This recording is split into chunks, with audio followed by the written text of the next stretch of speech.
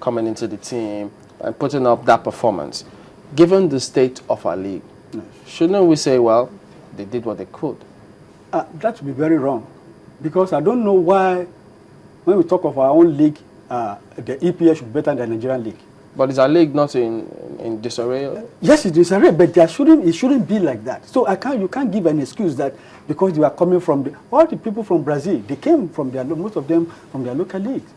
So there's no reason why our league should not be as good as any other league in the world. So any player that is picked to play for the national team. So the important thing is that in a national team, when you have your system and pattern of play, you choose players that can use their skill to execute whatever strategy you want to execute. So look at Brazil. If they change any player, you see the way they play. Look at Spain. When they brought in some players, the game still was, you can't notice. If our league is not even that functional, how can we develop a national tactics? That is why we need to sit down. We don't know.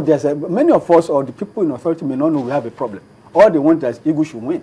Super Eagles should win. But there is a fundamental problem here. Do you know an average Nigerian player will never tell you, I want to play for Super Eagles, but I want to go to Europe. Because he knows that the moment he crosses this place to Côte d'Ivoire, they will invite him to the national team. And most of them will leave from academy, whereby they play the way they want to play. They don't even respect coaches. They come to train when they like.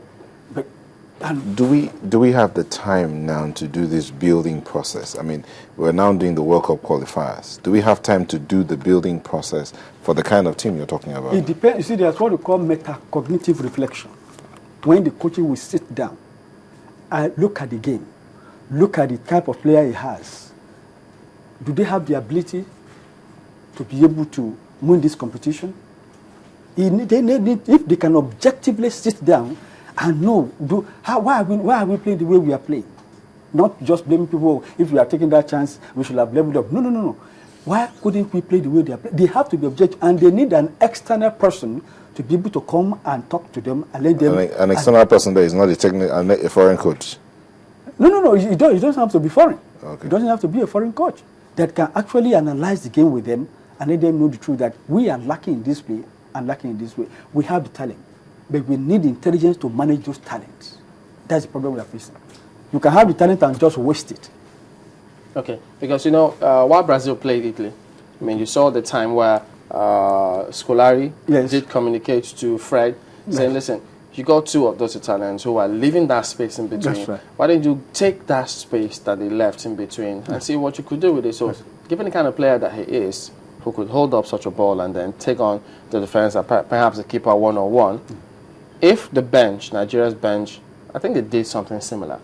But you saw when Gambo came in, finishing let us down. What the coach did, fantastic. You see, when you have your team playing, there's no problem about what they can do.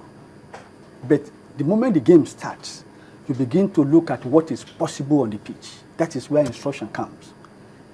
I expected that maybe the coach should have stood up, give one or two instructions to stop the people from playing, or change the pattern of play. But I think he did while he kept on. You see, there are sometimes you just stand up to say something that is not reflective in the game.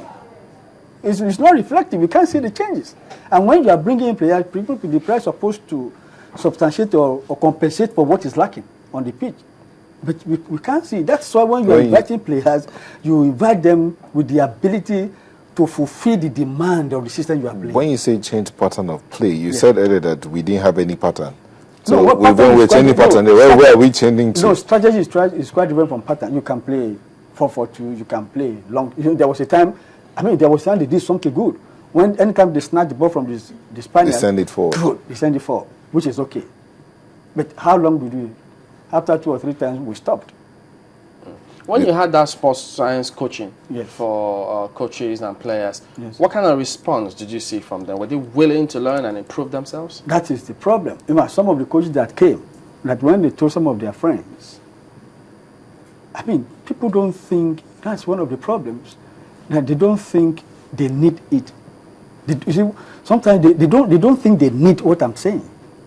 Because if somebody who has played at every level and educated to such a level says, okay, and I've managed teams, and I say that this is the problem, and we cannot improve our game except our knowledge about the game increases. A lot of them are not. I don't think they are ready for that. But if you look at our performance against Uruguay Yes. and against Spain, Yes. I mean, you arguably would raise that game against Spain. I mean, there was a time that some Nigerians thought, wow, well, if not that we fluff those chances. I told you about Nigeria. Nigeria will play you until you make mistakes. There's something fantastic about Nigeria. Even if you pretend to be a coach, train in Brazil, and bring a certificate, and take 11 players, Nigerian 11 players to any country, they will play and people will respect you as a coach.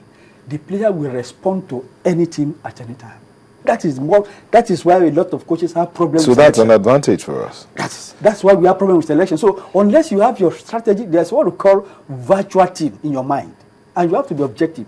You know the kind of team you want in your mind, and you have to look for the player that can fit in or give instruction to those players to develop them to that level. You must have a virtual team.